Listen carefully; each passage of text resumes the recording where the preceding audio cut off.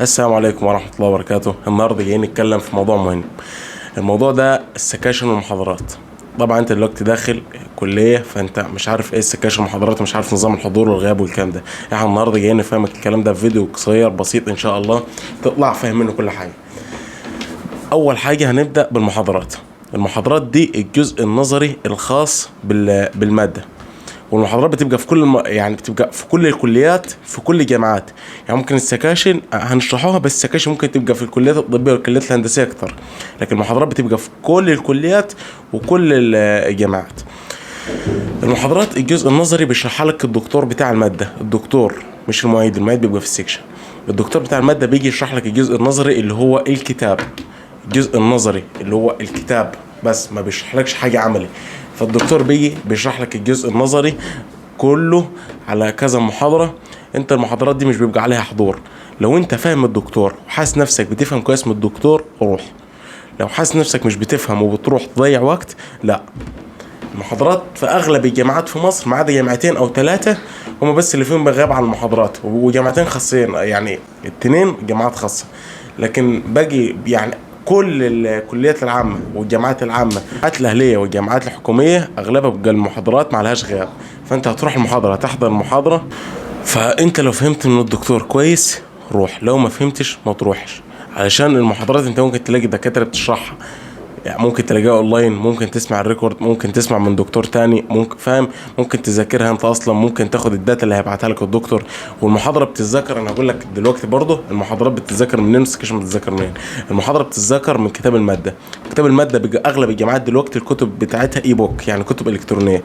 فانت الكتاب بتحمل من على موقع الجامعه. بعد ما تخش بتلتحق بالجامعه فانت بتنزل كتب، يا اما الدكاتره بتاعت الماده بتبعت لك داتا بينزلوها على جروب الدفعه. انت بتاخد الداتا دي، سواء هتفتحها على تابلت على لاب، هتطبعها وبتذاكر منها المحاضره. وممكن انت لو مثلا ما قدرتش تروح المحاضره او غبت او الكلام ده، فانت يعني اغلب زمايلك هتلاقيهم مسجلين المحاضره، فانت هيبعتوها ان شاء الله على الجروب. فانت تاخد المحاضره سماعتك بقى الظريفه وتقعد في الاوضه وانت ماسك الداتا بتاعتك، تسمع المحاضره وتفهمها وتتعلم على الاجزاء اللي جالك عليها الدكتور، تتعلم على ده. وزي ما قلنا لازم يبقى معاك كشكول الماده وبتاع، فانت لازم تكتب الاجزاء المهمه، عشان الاجزاء دي انت في ليله الامتحان هتحتاجها. يا اما ممكن تعلم في الورقه بهايلايت بده ده كده. احنا قلنا لك المحاضرات وكل حاجه عن المحاضرات وبتذاكرها ازاي، ولو في اي سؤال اساله تحت واحنا هنجاوب عليكم في التعليقات.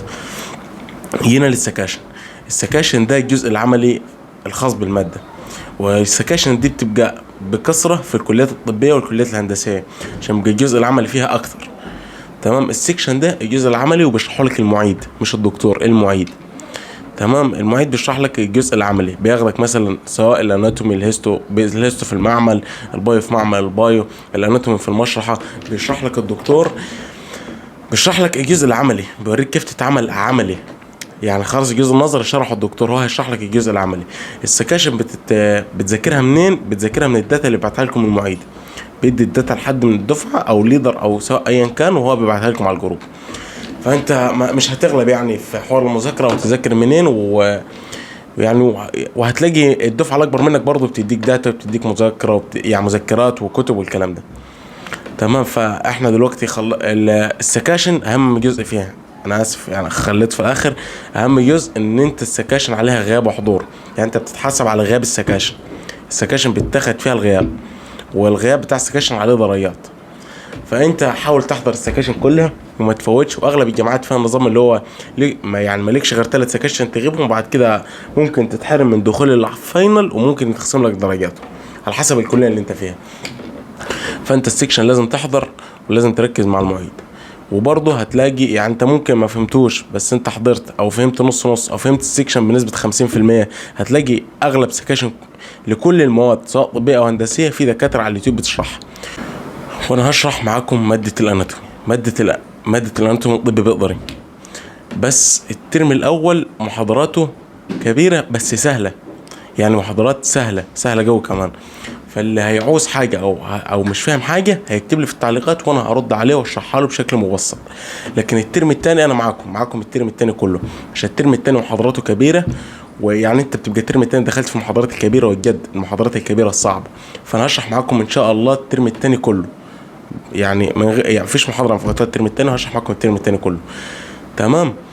وخلاص كده انتوا كده تقريبا فهمت كل حاجه عن السكاشن والمحاضرات، ولو عوزت اي حاجه اكتب لي في الكومنتات تحت وانا هرد عليك. والسلام عليكم ورحمه الله وبركاته.